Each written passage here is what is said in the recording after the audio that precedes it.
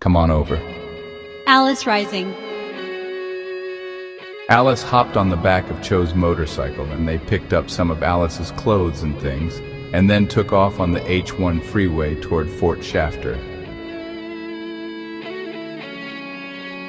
Alice, I'm stopping here for a moment to tell you what to expect, for it's a difficult approach to weather, but I'm good at it. I'll have to go a bit faster since you're on the back. It'll be noisy, bumpy, and quite heart-pounding. Okay, I'm feeling emotional in a good way and raring for adventure after all these years of college study. Are we going all the way to the top? Just about. Hold on tight. It's winding and curving. Describe it all to me. I'm wide with anticipation. The extent of our mountain camp retreat is actually within the confines of Fort Shafter, in a scenic part unused for anything else. There are points atop the mountain from which one can see Diamond Head, Tripler Army Hospital, Honolulu International Airport, Hickam Field, the Punch Bowl Crater, Pearl City and Pearl Harbor, and everything in between. Down the road a ways and off to the right, we will approach at high speed a seemingly near impossible steep embankment to breach, and yet we will surely accomplish it. And after powering up it, there will a long jump through the air, from which we will land well, and then a sharp left and sliding turn onto a path 6 feet wide or so that goes up very slightly at first as it rounds the base of the mountain, but we will keep up some speed until a wide right curve brings us back to another higher angled traverse, but not that steep yet really, but ever gaining height on its long way around, which will be about the midpoint. So far it's relatively easy, although slightly rough. Don't try to counterbalance on any of the curves, just go with them. We will not fall.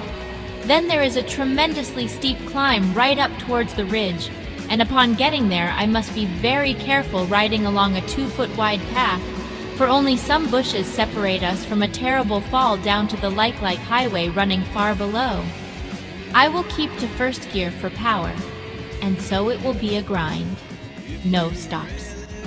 There is then a leftish turn onto the higher ridge toward the back of the mountain, and here the trail apparently ends, but the rest of the trail around and down is really just blocked and very treacherous.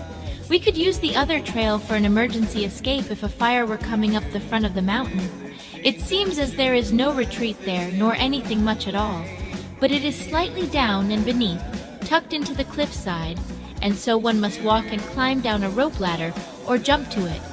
However, there is also an invisible and more circular route to it if one is not in the mood, although it is laced with jutting rocks.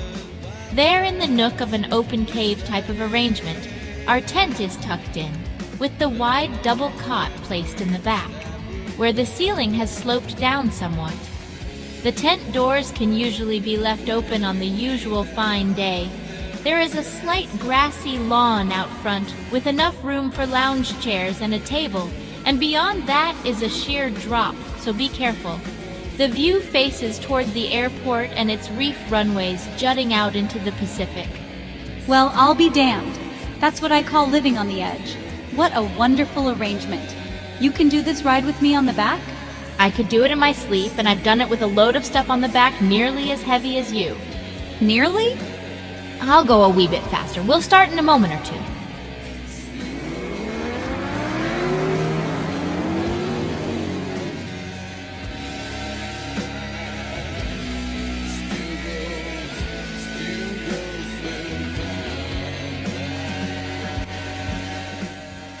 We're here.